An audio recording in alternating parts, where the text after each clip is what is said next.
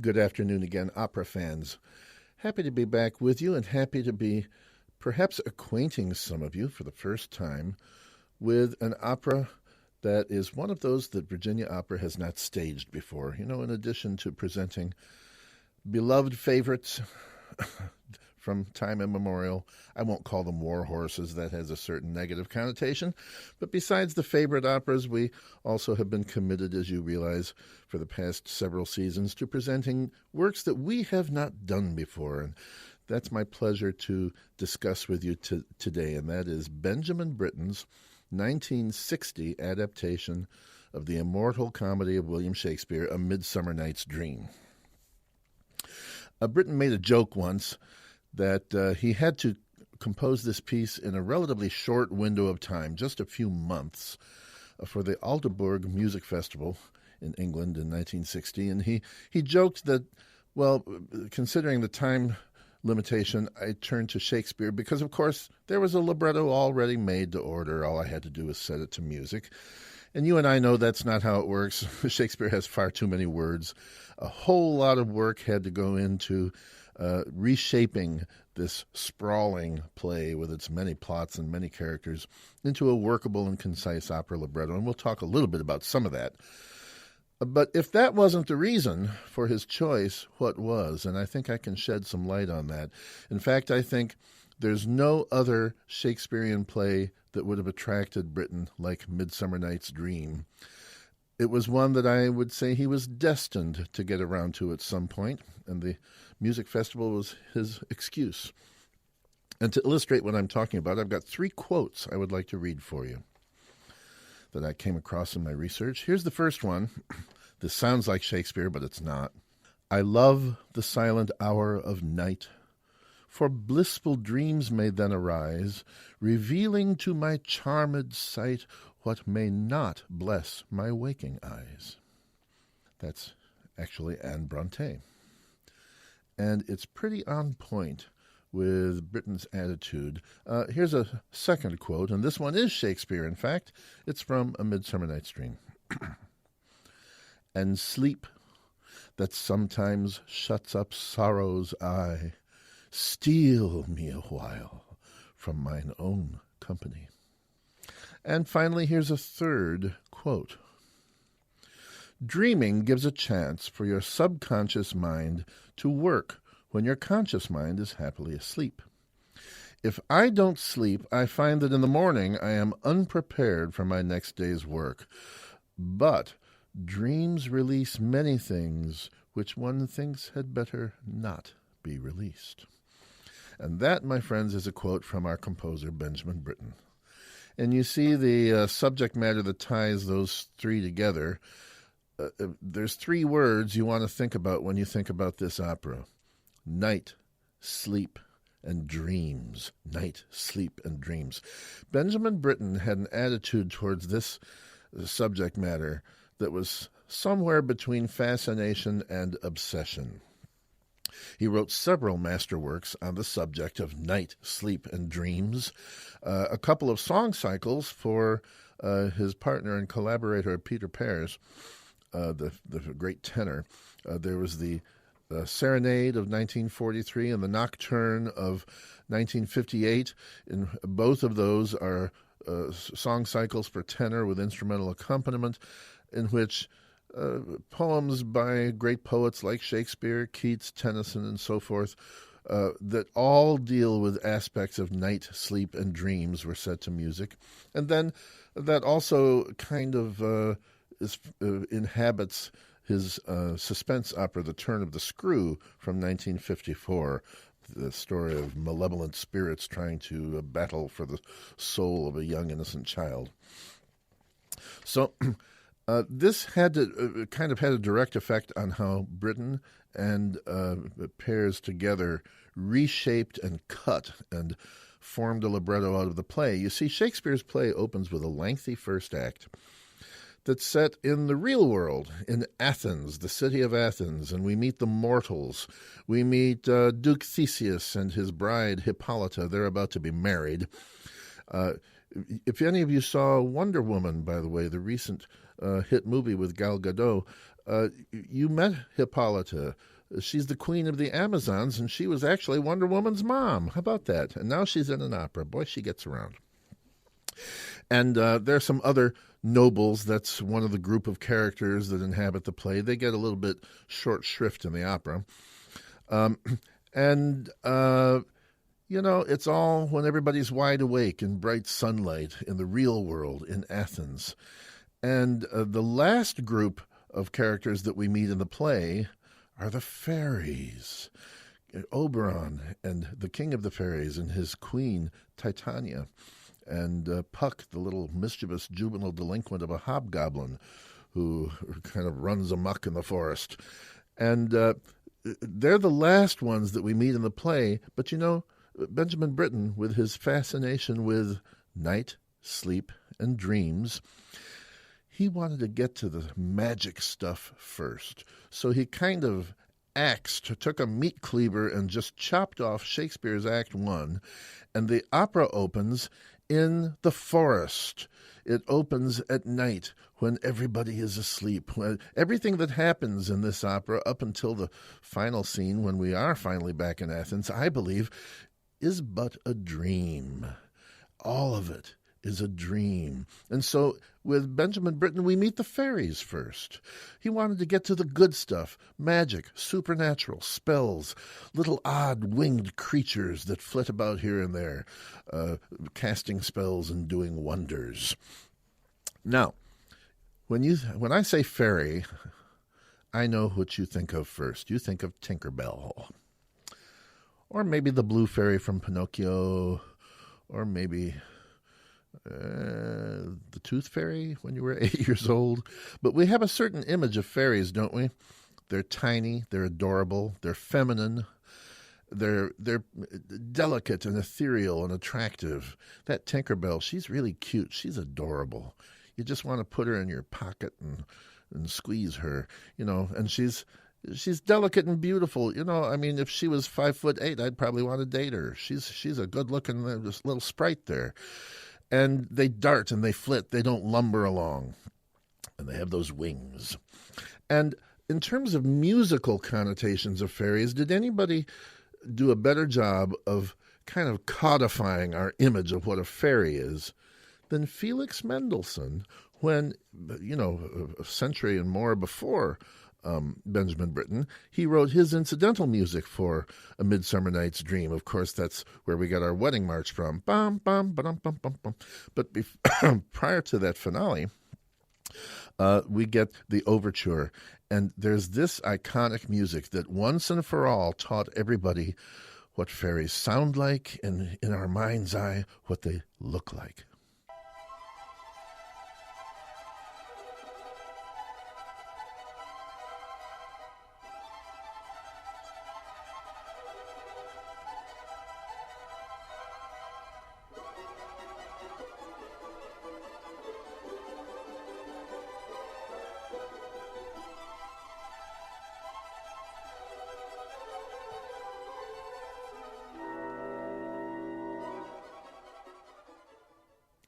And that's it.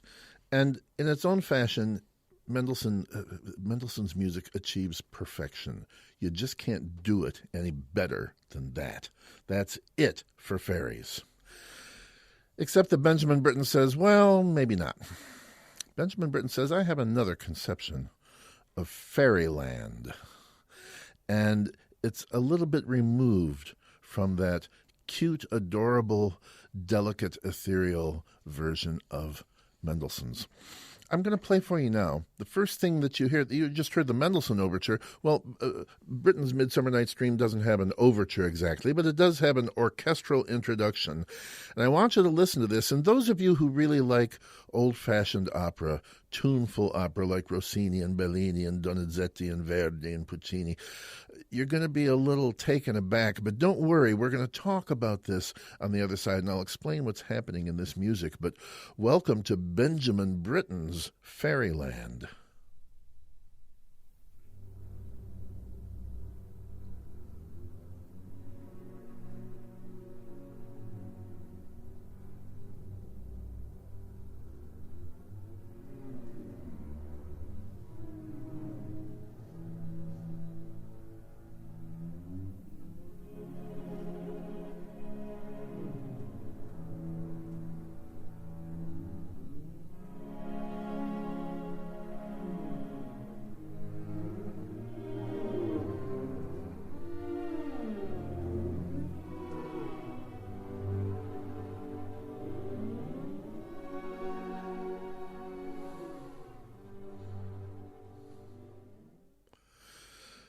What the heck is going on there? Now, I know that some of you are thinking, that's really cool. I've never heard anything like that. But I know that many of you, I know it, like I know that the sun will rise tomorrow morning. Many of you are thinking, oh no, it's crazy modern music. There's no melody. Why can't 20th century composers just write a tune? Why can't they write music that people enjoy? Nobody wants to listen to that. Relax. Get a hold of yourself. Breathe deeply. Can I tell you what's going on there? It's a joke. Listen, what's the title? The title of the opera is A Midsummer Night's what? Dream. And when do we dream? When we're asleep. And what do some of us do when we sleep? And it requires some of us to wear a CPAP mask because of our sleep apnea. We snore. Now think about that music again.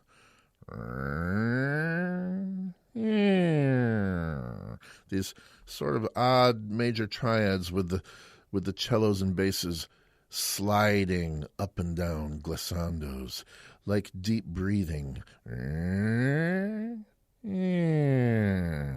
You see what's happening?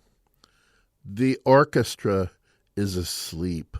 They're snoring. And suddenly the light bulb goes on in the balloon over your head, and now you're smiling. Oh, see, this is a comedy. Don't forget. There is humor behind pretty much everything. All right, now, the orchestra is asleep. You and I are asleep. The forest itself is sleeping because everything that happens here for the next, over 2 hours is a dream. Okay, so let go. Don't worry about whether it sounds like Puccini. Don't whether it has a snappy tune like Carmen.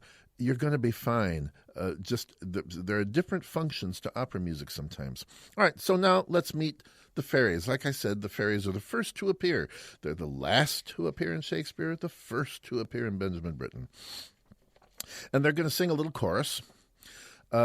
And, fairies there should be a cuteness element, and Britain has that angle covered because this chorus is generally sung by a children's chorus. And children are cute, aren't they? Well, my child is cute. I don't know about yours. So pretty much we're okay with cuteness. However, the music is not really precious and adorable. Because Benjamin Britten wants us to realize that, these fairies, they're real. They're real odd supernatural creatures. They're not people. These fairies might be portrayed by child actors, but the fairies themselves are not children. They are not mortal. They aren't human. If a real fairy walked into this studio right now, my recording engineer and I might be a little taken aback. It might be a little unsettling. It might be a little disturbing. These things with maybe green skin and red hair and wings flopping around. I'm not sure that our reaction would be, oh, aren't you precious? So there is a certain odd quality to the fairies' chorus. Now, the words that they sing are this. Over hill, over dale, through a bush, through a briar, over park, over pale, through a flood, through a fire. It's I do in Shakespeare because it's a chorus now. Britain has them sing, we do wander everywhere, swifter than the moon is sphere, and we serve the fairy queen to dew her orbs upon the green, and so forth. So listen to this slightly unsettling, irregular, asymmetrical, slightly stringent chorus of children. And again, we'll talk about it on the other side of the excerpt.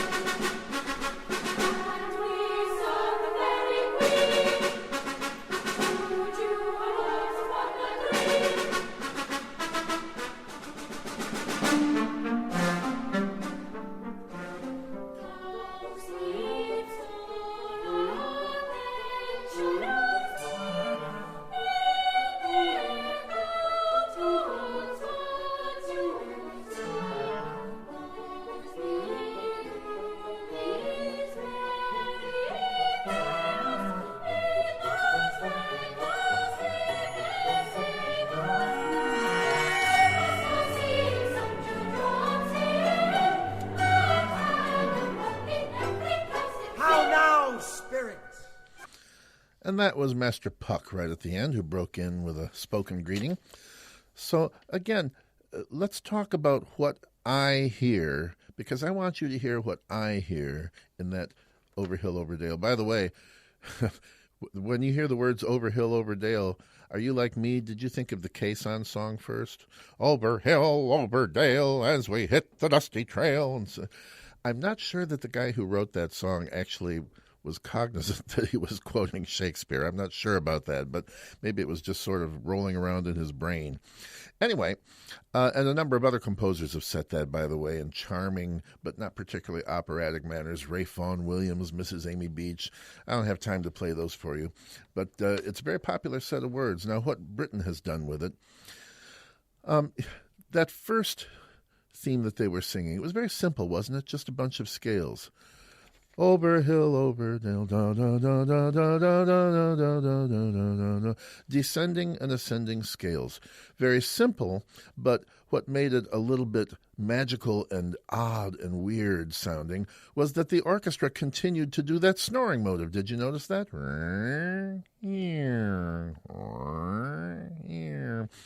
So that the fairy's melody had to kind of dovetail and mesh with that continued accompaniment.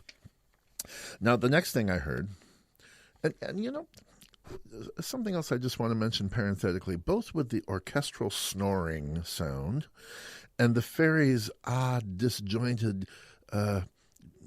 asymmetrical little vocal line, there's a kind of a weird innocence to it. There's a sort of a primordial, primeval, detached from human history quality, a timeless quality to it, which I think is part of what Benjamin Britten was going for as well. In fact, that's another theme that obsessed Britten throughout his creative life: lost innocence and the search for innocence. If you read about Britten's life, he was kind of an unhappy adult.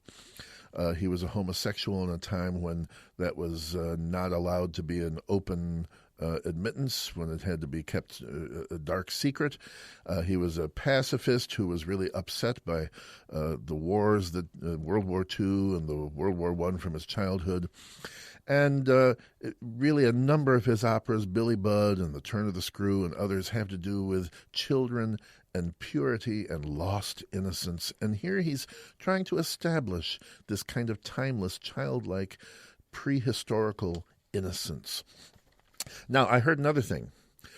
When the fairy sang We Do Wander Everywhere, it was to a tune, and I won't hit the pitches exactly because I haven't practiced lately, but kind of like this. We do wander everywhere. Da-bum-bum-bum-bum-bum-bum. You know, when I first began to analyze this opera, it was back in about March of last year, I'm listening to that and I'm thinking, where have I heard that? Why does that sound familiar? I don't know this opera very well. I certainly don't know this chorus. Why do I feel like I've heard that before? And then about 6 weeks later, it suddenly came to me. It sounded a little bit like this.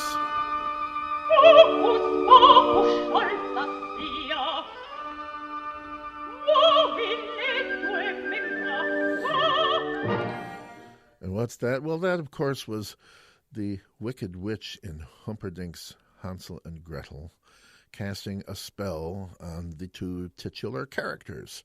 In English, she sings Hocus Pocus Elderbush. Bum, bum, bum, bum, bum, bum, bum. We do wander everywhere. Well, it's not exact, but, it's suggestive. It sounds very similar. So is that just a coincidence? Well, think about this. What's Hansel and Gretel about? Magic spells cast on mortals deep in the forest. Oh, yeah. So is A Midsummer Night's Dream. You know what I think? This is just my theory. And if Benjamin Britten walked into the studio right now, he might say, Glenn, you're thinking too hard. No, just let it go, son. But I think that that's actually an homage. I think that's Britten recognizing the similarities in the two stories and kind of doffing his composer's cap to his predecessor, Engelbert Humperdinck, with a sly little musical reference. And then the last thing about that little Over Hill, Over Dale passage I want to point out is that everybody likes a catchy tune. You like Carmen because it has toe-tapping tunes. Bum, bum, ba-dum, ba-dum, ba-bum, ba-bum. That chorus closed with one. Bum, ba-dum, bum, ba-bum, bum, da-da-da. Dee-da-dum, ba-dee-ya-bum, bum, ba-bum, bum.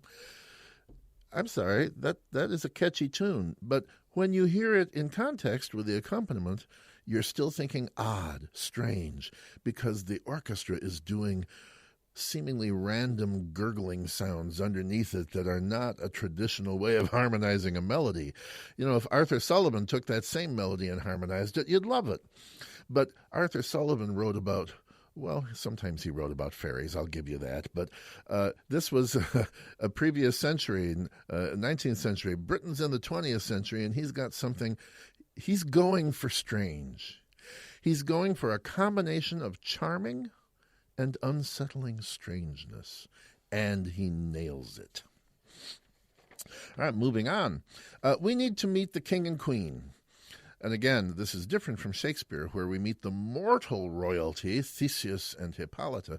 Oh, by the way, if you remember Theseus, don't you? A few seasons ago, we did Ariadne auf Naxos, in which Theseus was kind of a jerk. He dumped his fiancée Ariadne on an island and got the heck out of Dodge and left her there.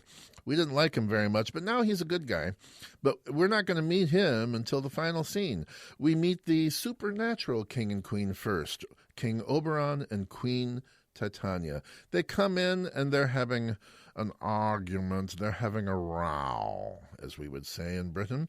And if you want to know who Oberon and Titania are, in both Shakespeare and Benjamin Britten, I know, look, you're listening to public radio right now, so I know that you watch The Crown on Netflix. I do. My wife was watching it, and, you know, there wasn't a good ball game on, so I started to watch it with her, and I was hooked. And you get to season 2, and, you know, the dynamic between Elizabeth and Prince Philip, you just met Oberon and Titania. It is exactly the same. You know, there comes that moment in The Crown where Elizabeth puts her cards on the table and says, look, we cannot get divorced. That's not in the cards. We can never leave one another. We're stuck in this marriage. So we're going to have to make the best of it. But prior to that moment, and I'm sure in season 3 after that moment, there are some rows. There are some resentments, and boy, oh boy, that's what happens when these two come in. Let's just say the honeymoon is way over with Oberon and Titania. They're having an argument. What Britain has done is take a soliloquy for Titania from Shakespeare and divided it up into kind of a ping-pong of accusations and issues and resentments between the two of them back and forth to make it a duet. All right, so you've got King Oberon. He's a dude. And you've got Queen Titania. She's a lady. So listen to this and tell me if there's anything you notice, those of you who don't know this opera. The seasons better, the spring, the summer, the angry winter, changed their wonted liveries.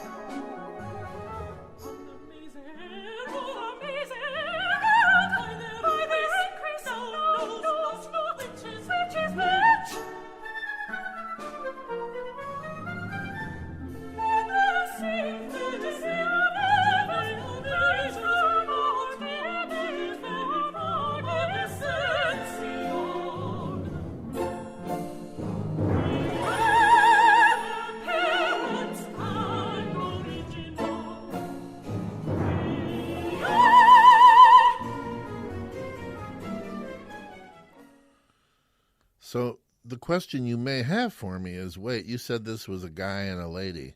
Where was the guy? I did not hear a man singing. I heard 2 females.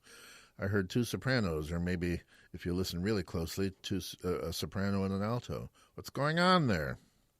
What's going on is that, again, Britain is going for something a little unsettling, something to counter the Tinkerbell adorableness of cartoon fairies. He wants something a little strange, a little unsettling. So the part of King Oberon has been cast as a countertenor, a male soprano. Now, because of the Baroque revival and the intense interest in the operas of Handel and Vivaldi and other Baroque composers in the last couple of generations, it's no longer unusual to see countertenors because they sing the roles that used to be given to castrati. But in 1960, this was weird. It was not common. There were not many countertenors making a living around the world. This role was written for Alfred Deller, who created the role of King Oberon. And I have a little funny story about that, a little anecdote that he told. As I say, people were not accustomed to hearing a man singing in a falsetto head voice in 1960. Alfred Deller once gave a performance, and a woman came backstage afterwards to speak with him, and she had one question for him.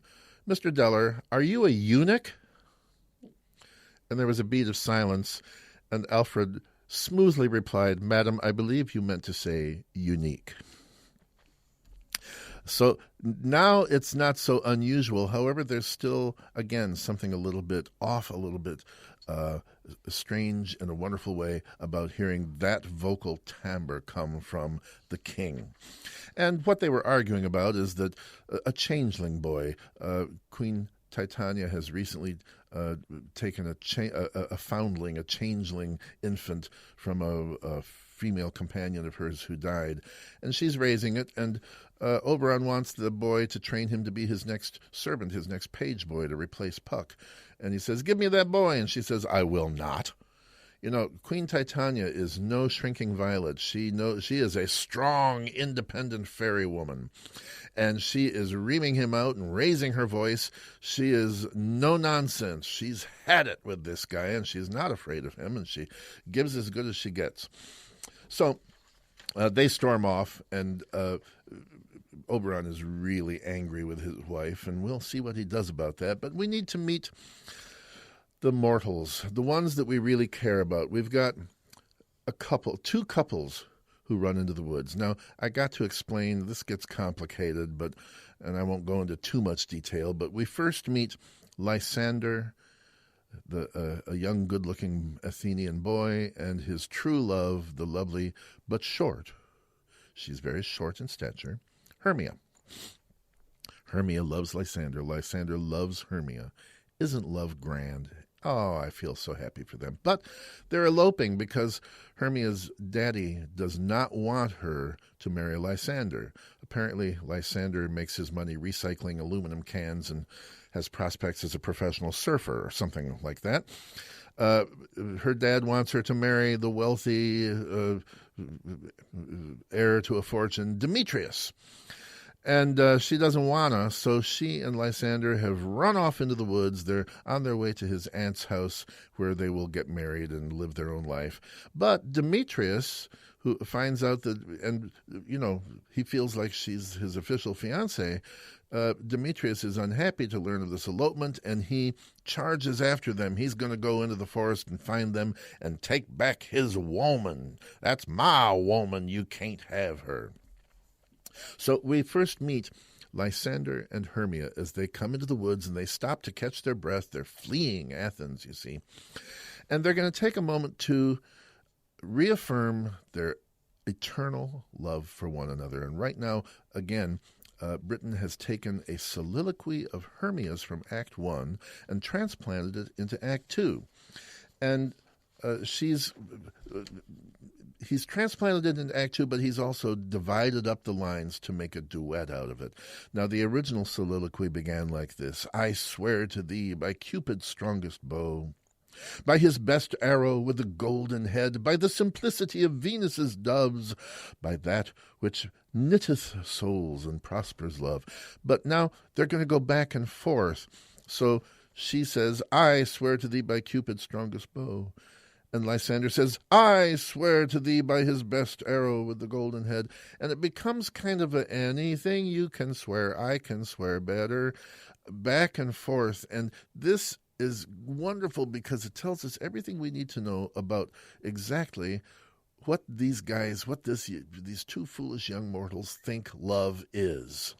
If thou lovest me, I swear to thee by Cupid's strongest bow. I swear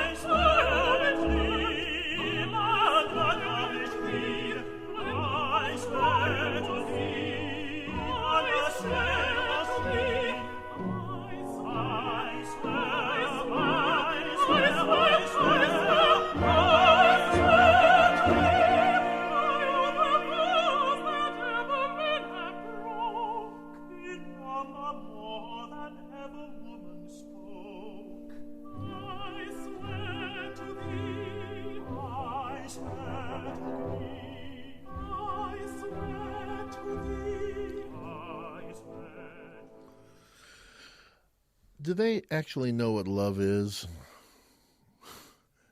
Britain says, oh no. This is not love. This is not any kind of mature love. Notice how every phrase begins with the word I. I swear to the I. Remember when you were 15 or when your children were teenagers with their first infatuation, boyfriend or girlfriend?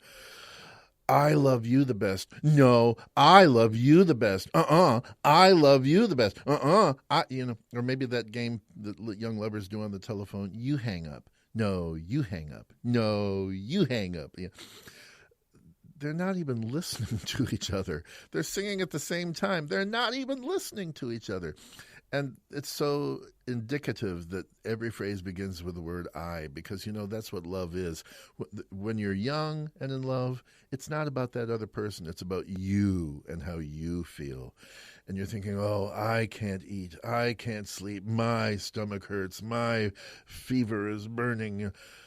Real love is when you're concerned about how that other person feels, and they aren't there yet. And that's why they're in the forest. That's why Oberon is going to put them to sleep, and Puck is going to put them under spells, and they're going to do what Benjamin Britten said. They're going to let their subconscious mind work on these relationships while they're asleep, because they've got to get around to understanding what actual love is. They're going to be on a journey while they sleep in the woods.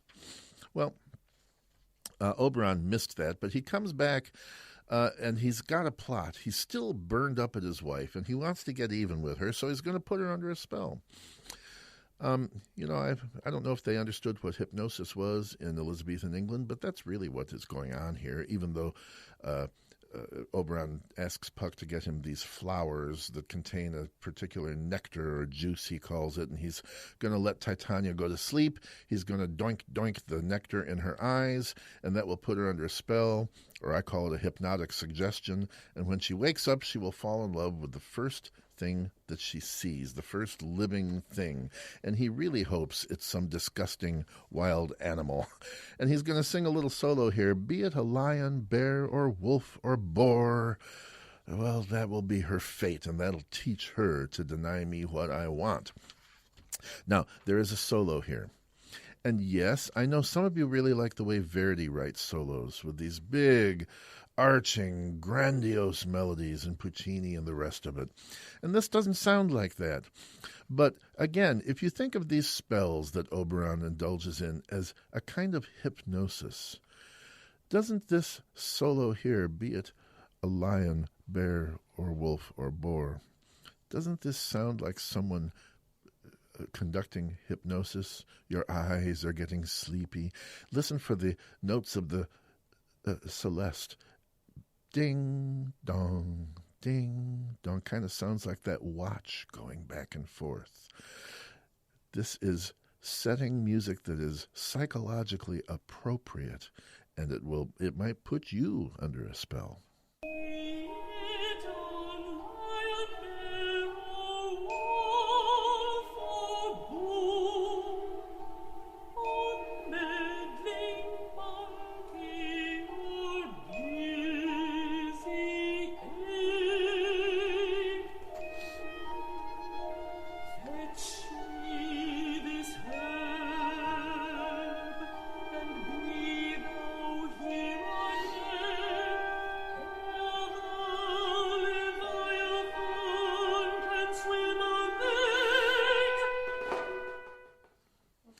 And it goes on in that vein.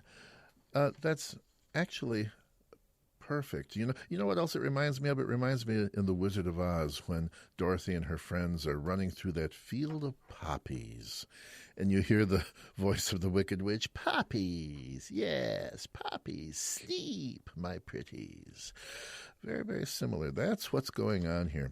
Well, Oberon sticks around and he sees our next pair of mortals come in, a mismatched pair. They're the opposite of Lysander and Hermia. They're not pledging their true love. This is Demetrius, who, remember, is been assigned the role of the guy who will marry Hermia by Hermia's father, and he's chasing after her to get her back, retrieve her from Lysander. And he is followed like a little puppy dog by Helena, the other young lady of Athens that we're concerned with. Helena, whereas Hermia is very short, 5'2", eyes of blue. Helena is tall. She's a beanpole. In fact, Hermia calls her a beanpole at one point in this comedy. And she is in love with Demetrius. She loves that boy. However, you picture Demetrius running through the woods with Helena clinging to his pants leg, and he's laboriously dragging her along because he cannot stand Helena. What part of I hate you don't you understand? He pretty much says to her, paraphrasing. Look, you're ugly and you smell bad. Leave me alone. Get out. And she says, no, I love you. I'm going to go wherever you go. Oh, my gosh, you're like a dog. Okay, I'll be your dog. She sings a little solo. I'm your spaniel. It's okay. Think of me as your dog. Beat me, kick me like you would your dog. It's okay. I am your spaniel.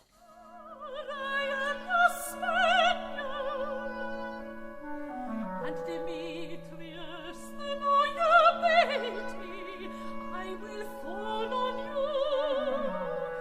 Use me but as your spaniel. Spurn me, strike me, neglect me, love me. Only give me leave unworthy, as I am to follow thee. All right, so now we get it. There are two boys who love Hermia, Demetrius and Lysander. Hermia loves Lysander.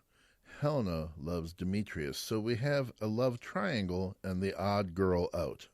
And Oberon observes all this, and, for the most part, they're a little mischievous sometimes, but the fairies are pretty much a benign presence in the mortals' lives. They wish them well, and Oberon thinks it's a shame that that Demetrius does not return Helena's love.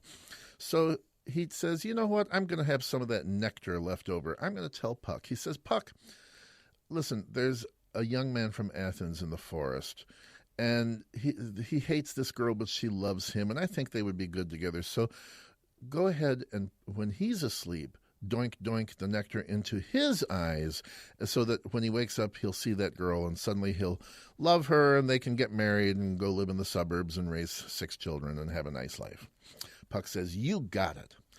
The only trouble is neither Oberon nor Puck understand that there are not one but 2 young boys from Athens in the woods. And wouldn't you know it, Puck comes across not Demetrius, but Lysander, and says, oh, there he is now. And right on cue, Lysander lies down for a little nap because they've kind of gotten lost in the forest. Unlike Hansel and Gretel, they were fresh out of breadcrumbs, so they don't know where they're going. And it's the middle of the night, and so he lies down to catch a few Z's, and Puck doinks the nectar into the wrong set of eyes. And so Helena, not Hermia, but Helena comes across Lysander and says, are you okay? Are you dead? Wake up. What's wrong with you? And he looks at her and says, oh my God, I love you, with a very tenorial, over-the-top dramatic declaration of love. I see no blood, no wound. Lysander, if you live, good sire, away. I will for thy sweet sake transfer nature shows her art, that through thy bosom makes me see art. Where is Demetrius? Oh, how fit a word is that vile name to perish on my sword. And a very confused Helena looks around and says, me? You love what? You love me? No, you don't. You love Hermia, what is wrong with you? No, I love you. And so the fairy Puck has messed everything up. We're in a terrible state. And actually, there's one other group of characters we have not met. Well, there's two. We haven't yet met Theseus and Hippolyta. But of the characters in the forest, we have not yet met the rustics, sometimes called the mechanicals. I call them the villagers. Those ordinary day laborers, blacksmiths and what have you, who are in the forest. They're led by a gentleman named Quince, who has thespian ambitions, and he's gathered his friends together, including Bottom, who is really the clown of this play, gets the belly laughs. What they want to do is rehearse a play. What do they know about theater? Well, other than Quince, not really very much. But they would like to do a play and be the official entertainment at the royal wedding of Theseus and Hippolyta. So they've come out into the woods, to be unobserved. It's a closed rehearsal. And they're going to practice a play called Pyramus and Thisbe. I feel it's very important. You can't pronounce it Pyramus and Thisbe. You really have to say Pyramus and Thisbe, which is a real story. It's a story that we first knew about from Ovid's Metamorphosis centuries before.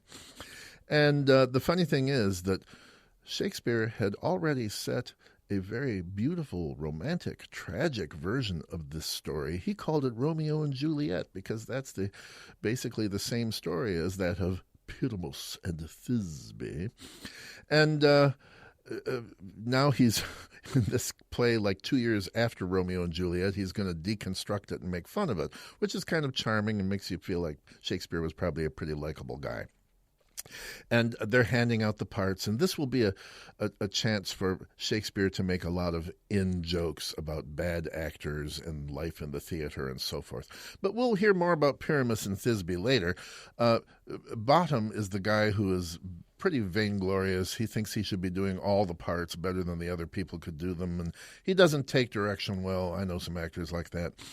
And he pouts and goes stomping off into the woods to be by himself and get over his diva fit.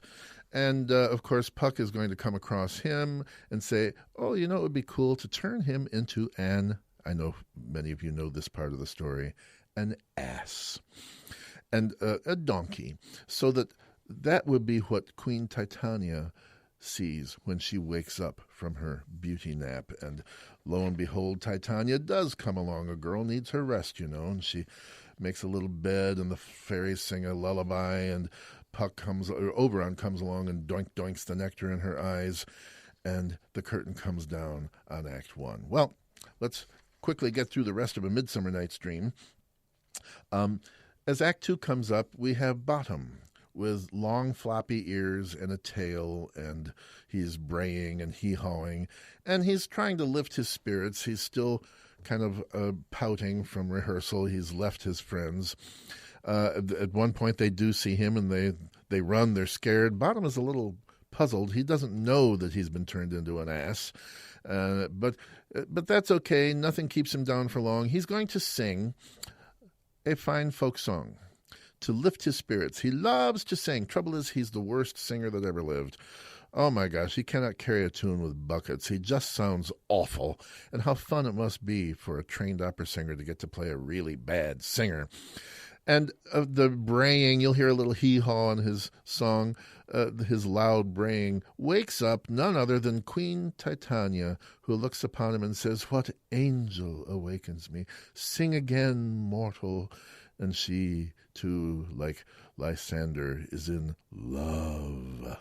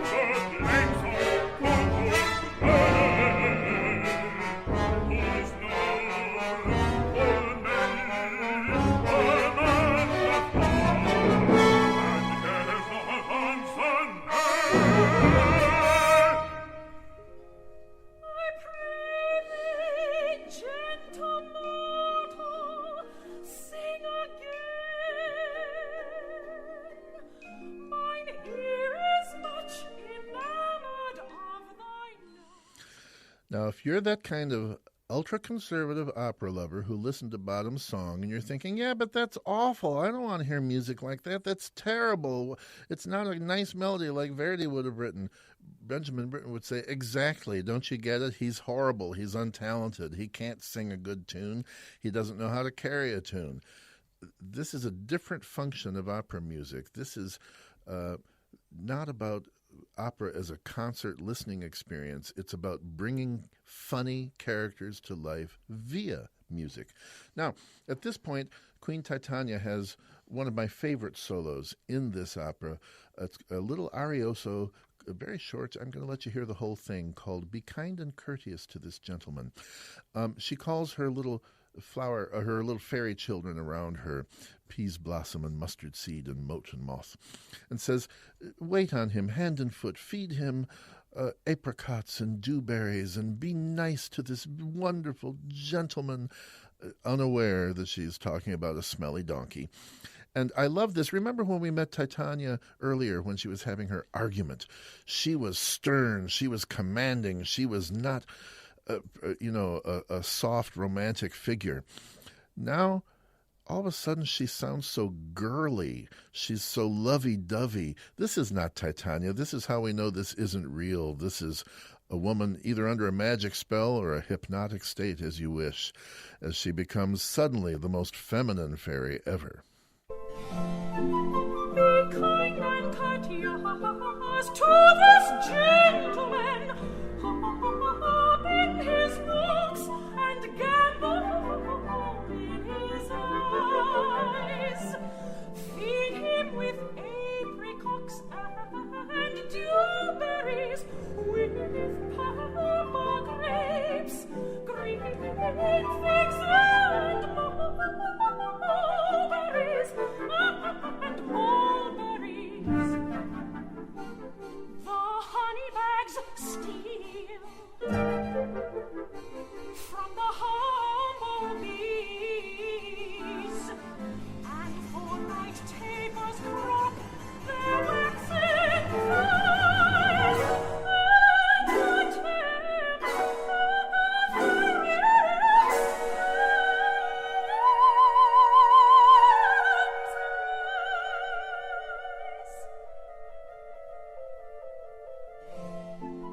to have my love to bed and to arise, arise,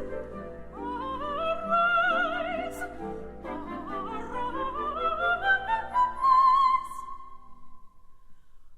Nod to him, elves, and do him courtesies. Just to show you that a 20th century composer can still write charmingly and beautifully for the soprano voice.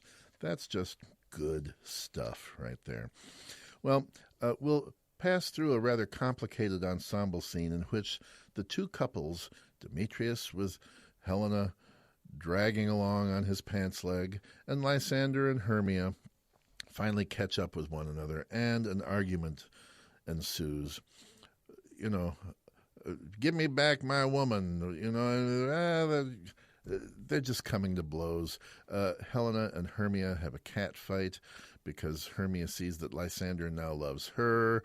They're about to come to blows. Oberon and Puck between them kind of get them all separated, and it's the middle of the night, and what they need to do is all go to sleep. And the spells will be switched. Lysander will be shaken out of his spell, and Demetrius will get the doink-doink so that he will fall in love with the correct girl. And when they wake up, it's all going to be okay. And as they find their places to bed down and just sort of drop dead from exhaustion and sleep, fairies gather around them and sing a lullaby. This always reminds me of the scene in Hansel and Gretel again, where the children fall asleep in the forest and angels come around to guard them through the night. This is very reminiscent of that. Listen to the fairies' lullaby. I'm going to let you listen to about a minute or a minute and a half of this. This is exquisite. Again, what is Britten's intent here? To write music that is heavenly but strange. How do you write music that is simultaneously strange and heavenly? Like this.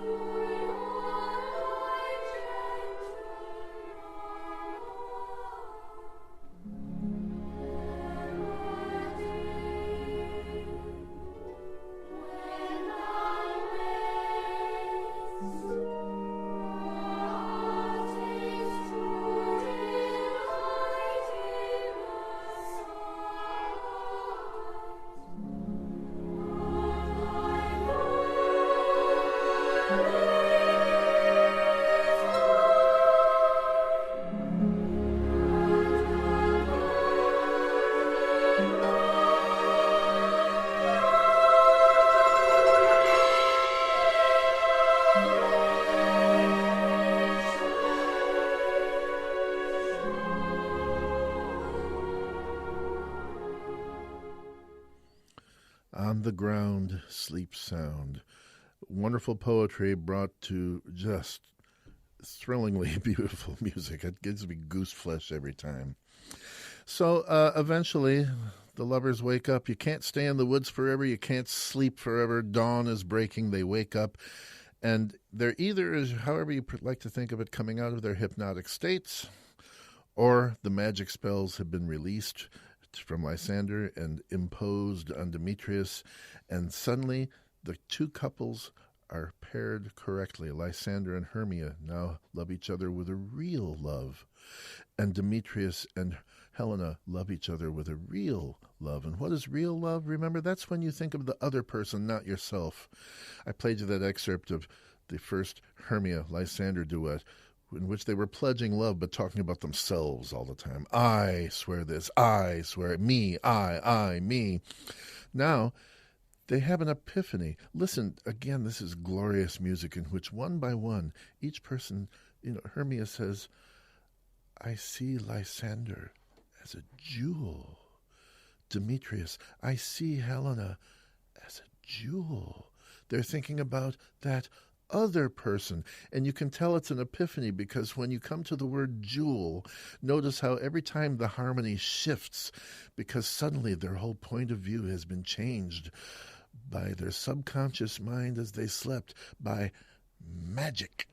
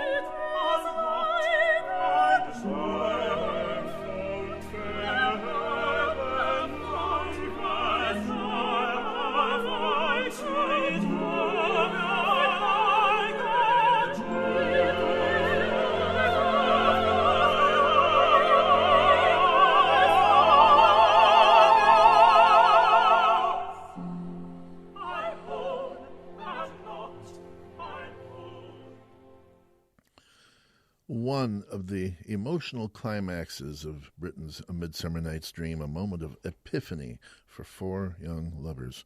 So now they can go back to Athens. They can leave the woods. They can go back to daylight, to the real world. And Demetrius can tell Duke Theseus that I don't want to marry Hermia anymore. Lysander can have her. And the Duke says, well, that's fine. As long as we're all happy, then on with the weddings.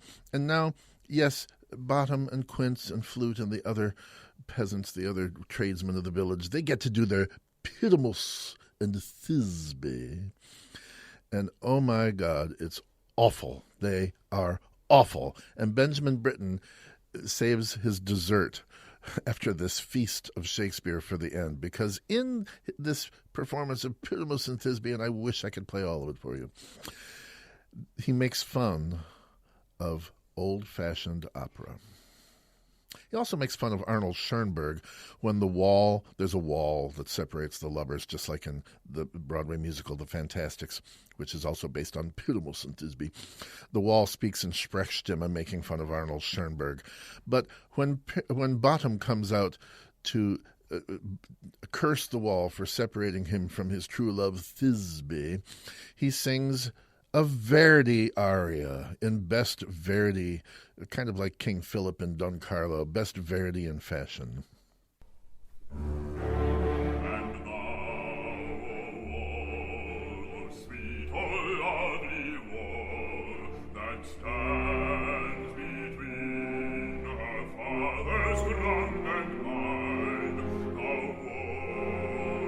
wall, sweet and lovely wall, show me thy cheek, to make true is mine eye, thanks to your small, to shield me well.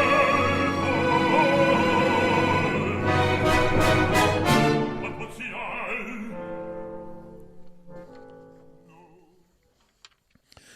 Probably Benjamin Britten had never before written an pa accompaniment in an orchestra, but he did in that moment. Gosh, how wonderful. So then it's time for us to meet Thisbe. Oh, there are other characters. There's a lion. There's a guy holding a lantern who's the moon. And during all of this, the three couples that make up the audience are four lovers plus the Duke and Hippolyta. They're making snide comments and laughing about how awful it is, but they're enjoying it in a way. And out comes Thisbe in a wig. This is Flute, and Flute is a guy who was a little bit dismayed to learn that he had to play a girl. But there's no one else to do it, so he comes out to play a girl. And here Benjamin Britten is going to make sport of bel canto opera. And in particular, and this is so ironic because it's the next opera we're staging at Virginia Opera, Donizetti's Lucia di Lammermoor. Now, you will note, there you're going to hear some wrong notes, but the wrong notes are written in. The orchestra is going to provide a typical introduction, a sprightly bel canto style tune that Rossini or Donizetti might have written, and then Thisbe will begin his/her aria. The trouble is, he doesn't have the best ear, and he comes in a half-step sharp. And it's a few bars before he finds the key.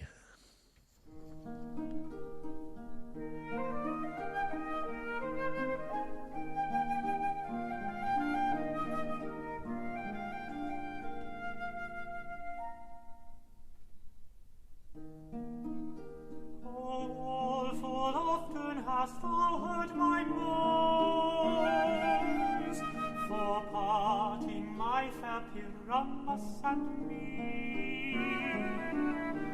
My cherry lips have often kissed thy stones with lime and honey topping thee. Oh, oi. Oi, oi, oi. It's just so great. It is so great. If you come to Midsummer Night's Dream, please don't leave until you've seen the finale, until you've seen Pyramus and Thisbe. There's a wonderful cadenza with flute, just like out of Lucia's Mad Scene, where the flute goes toot, toot, toot, toot, toot, and ha, ha, ha, ha, ha, and so forth. It's just great. But finally, it's time for the show to be over. The tradesmen are sent back on their way. They'll never act again, we hope. And Theseus and Hippolyta say, well, let's all retire to our bedchambers. We're all married now. Let's just have a peaceful evening and consummate our marriages, and a good night to you all. And quiet descends upon the household of the palace of the Duke. And you think this play's over.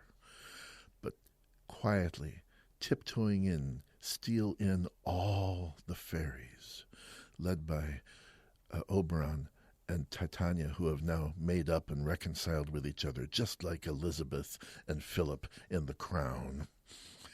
And the fairies gather together to sing a blessing on this household, and a blessing on the three couples whose marriages they kind of helped steer together.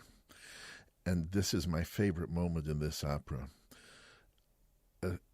An absolutely ethereal and heavenly choir of fairies singing a blessing on those three couples and on us for having come to hear Benjamin Britten's A Midsummer Night's Dream.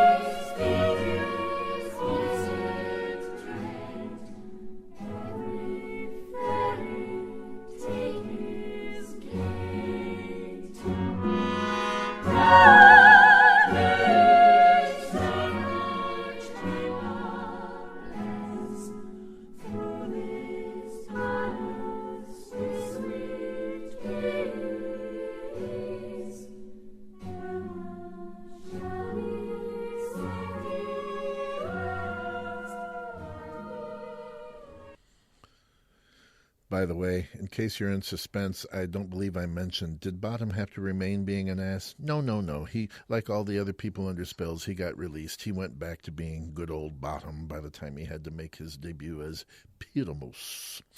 So, look, I know there's some of you who think opera should sound like Mozart, who think opera should sound like Norma, who think opera should sound like Carmen.